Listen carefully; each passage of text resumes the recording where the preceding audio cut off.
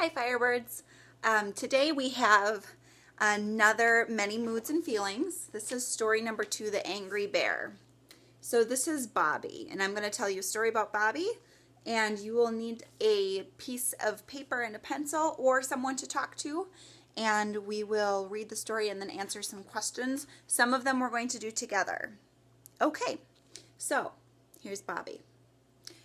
Bobby Bear saved his money for many months. He wanted to buy a new bicycle. Finally, he had enough money to buy the bike he wanted. He paid for the bike and rode it home. On the way home, the chain fell off the bike.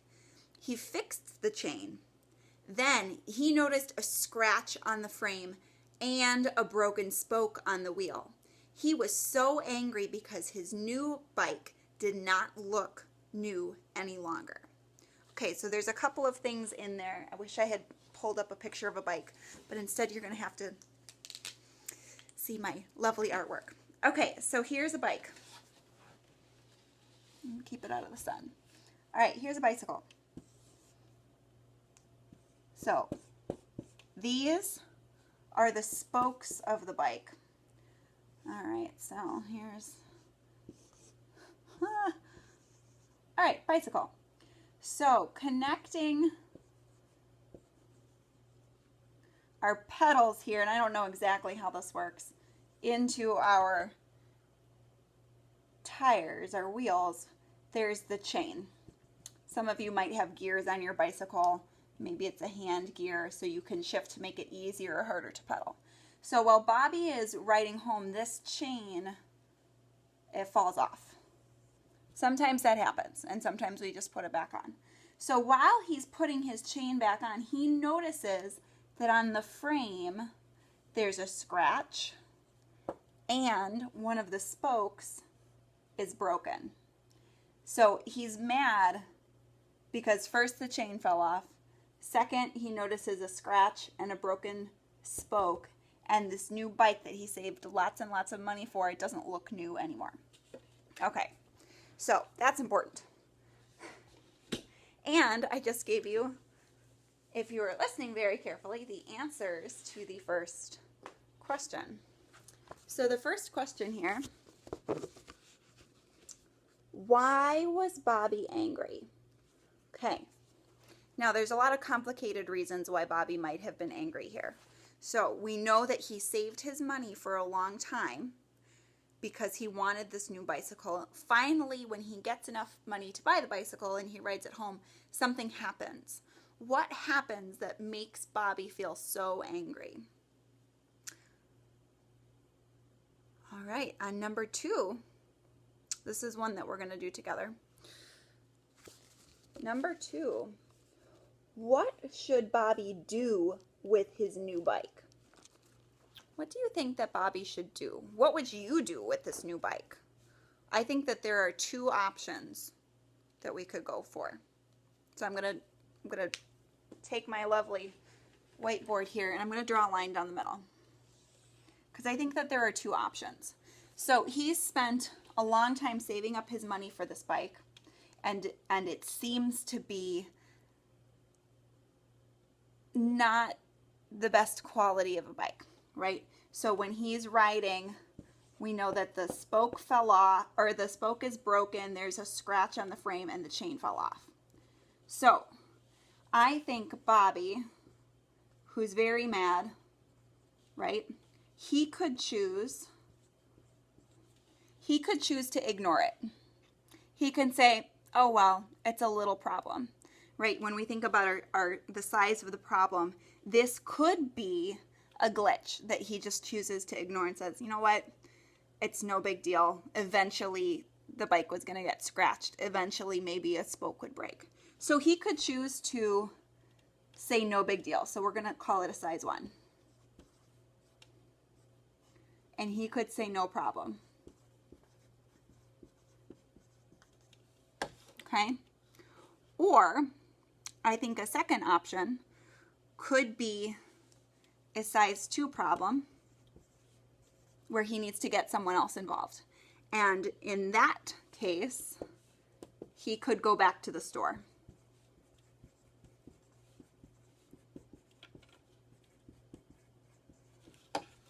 So if he thinks that he wants to solve it by himself, a size 1, he should probably be like, you know what? It's okay. I'll just get over it. Right? It's fine. I'm not happy about it, but it's okay. Right? Size 2, if he's really, really upset about it, he should take it back to the store because he spent a long time to earn enough money, and this bike seems to be no good. And he can say, look, I just bought this bike and it's scratched and the chain fell off and a spoke is broken, and he didn't even crash. He didn't even fall down. So he could maybe ask for a new bike in exchange, or he could ask for his money back and go to a different store. So those are the 2 different things that he could do for number 2. I want to know, what would you do if you were Bobby? If you bought this bicycle and it seemed to be not so great. Would you choose to ignore it and say, you know what, whatever? Or would you go back to the store, involve someone else, and help you solve the problem? I want to know, what would you do for that one? All right. Number 3, describe a time when you felt angry. I would like you to either write this down or talk to someone near you. What is a time that you felt angry? Just like the bear, or it wasn't the bear, just like the sad lion in the other video, we know that there are different levels of feeling sad, so we know that there are different levels of feeling angry. I would say that this angry is definitely a red zone angry. But then there are little like frustrations. Maybe that's not angry. Maybe having your brother or your sister or your cousin bothering you, maybe that's annoying and maybe that's not angry. So I want to know, when's a time that you felt angry? So discuss that or draw me a picture. I'd love to hear about it. And number 4. Oh, okay. So number 3, I wanted a specific time that you felt angry. Now I want to know, what are some things that make you feel angry? Now this is going back to our zones of regulation, those triggers. So some of us, I know we have a really big trigger of when it feels like there's too much work and it feels like we don't have enough time to get it all done. That can be a trigger for some of us to feel angry. Some of us, it's a specific class time because that subject feels too difficult or it's not our favorite. For most of you, it's math. Can be a trigger for feeling angry. You've been at home for a while now, working from home, keeping everybody safe by not interacting with our friends. So maybe there are some new triggers that have been popping up at home. So talk about that with whoever you are with, or write it down for me. A couple triggers, maybe 1 or 2 would be good. All right, number 5 we're going to do together. So describe how someone looks who is angry. So we're going to use Bobby here, and we're going to talk about some clues that we see so that we know that he's angry. So we're going to look at his face first, and I want you to look at his eyebrows. So his eyebrows coming down here like this, and this line in the middle, this furrowed eyebrow look, that is usually a pretty good sign that someone is angry. So try it bringing your eyebrows down and making that furrow in the middle. That usually is a good sign that someone is angry. There's also a little squinch here at the nose. Sometimes our eyes get smaller. That's what someone looks like when they're angry. Here at the mouth, you see his teeth. Now he's not smiling and his teeth are together.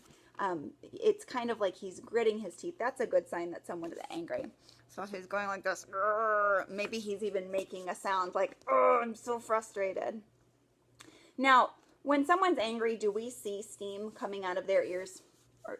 That's usually a cartoon indication. What about this? What are these things?